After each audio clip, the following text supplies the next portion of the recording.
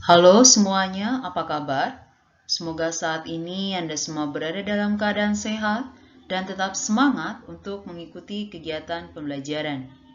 Berjumpa kembali dalam pelajaran Pendidikan Agama Katolik dan Budi Pekerti kelas 8. Marilah kita berdoa.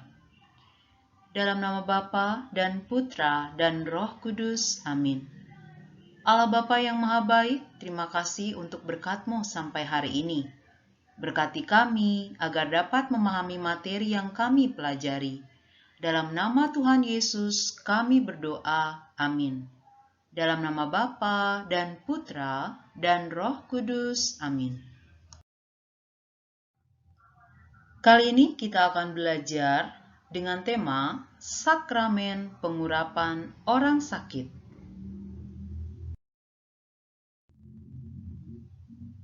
Marilah kita perhatikan pemikiran dasar pembelajaran kali ini. Manusia selalu memiliki berbagai keterbatasan. Salah satu keterbatasan kita sebagai manusia adalah keterbatasan secara fisik, yaitu kita mengalami sakit.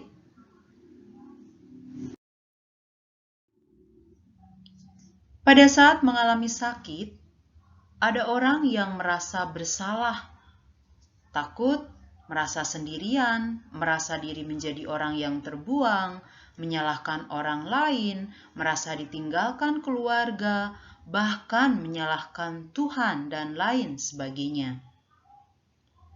Ada pula orang yang tetap menyikapinya secara positif, yaitu dengan menyesali perbuatan-perbuatannya yang keliru, banyak berdoa dan berserah diri kepada Tuhan.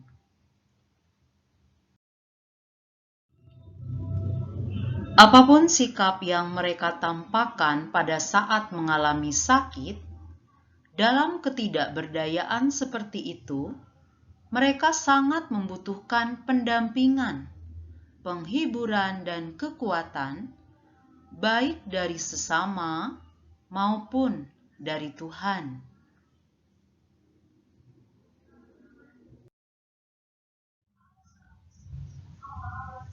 Gereja sampai saat ini juga senantiasa memperhatikan orang yang sakit, yaitu dengan memberikan pendampingan kepadanya melalui pemberian sakramen pengurapan orang sakit. Nah, sekarang marilah kita menggali pengalaman manusiawi. Sekarang ingatlah kembali satu pengalaman yang pernah Anda alami.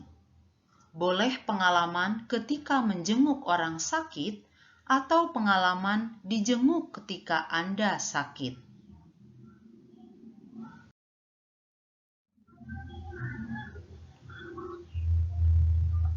Bagaimanakah perasaan orang yang sakit ketika dikunjungi?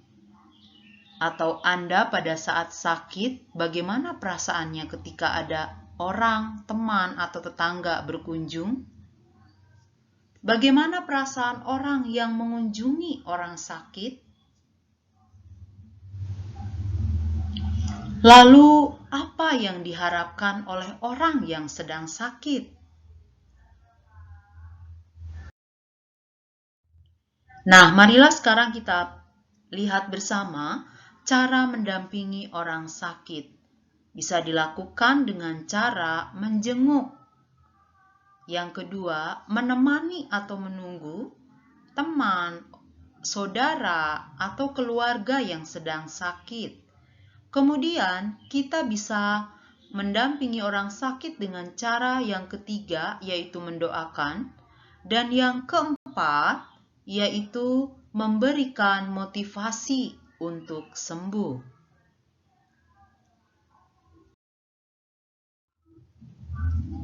Nah, dalam mendampingi orang sakit, gereja pun turut serta dalam pendampingan terhadap orang sakit, yaitu dengan memberikan sakramen pengurapan orang sakit.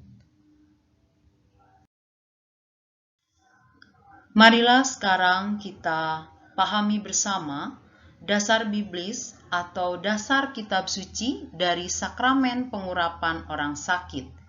Yang pertama, Injil Markus bab 6 ayat 13. Dan mereka mengusir banyak setan dan mengoles banyak orang sakit dengan minyak dan menyembuhkan mereka. Kemudian yang kedua, Injil Markus bab 16 ayat 18. Mereka akan melepaskan tangannya atas orang sakit dan orang itu akan sembuh. Kemudian dasar biblis atau dasar kitab suci yang ketiga adalah Surat Yakobus bab 5 ayat 14 sampai dengan ayat 16. Kalau ada seorang di antara kamu yang sakit, baiklah ia memanggil para penatua jemaat, supaya mereka mendoakan dia serta mengolesnya dengan minyak dalam nama Tuhan. Nah, mari sekarang kita lihat bersama pelaku sakramen pengurapan orang sakit. Yang pertama adalah imam yang memberikan, yang memimpin sakramen pengurapan orang sakit adalah imam. Kemudian yang kedua adalah si sakit, yaitu orang beriman yang merasa mulai menghadapi bahaya maut karena sakitnya atau karena lanjut usia atau orang yang menghadapi operasi besar. Mereka itulah yang boleh menerima sakramen pengurapan orang sakit. Kemudian, yang ketiga adalah jemaat atau umat yang hadir. Bisa saja di sini anggota keluarga. Nah, apa saja rahmat sakramen pengurapan orang sakit? Yang pertama, menganugerahkan rahmat Roh Kudus yang menjadikan si penderita atau orang yang sakit itu mempunyai kekuatan, ketenangan, dan kebesaran hati untuk mengatasi kesulitan akibat sakitnya.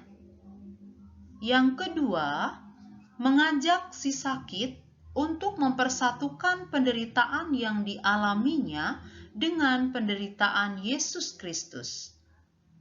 Kemudian yang ketiga adalah menganugerahkan rahmat gerejani, yaitu keikutsertaan dalam penderitaan dan sengsara Kristus menyucikan dirinya.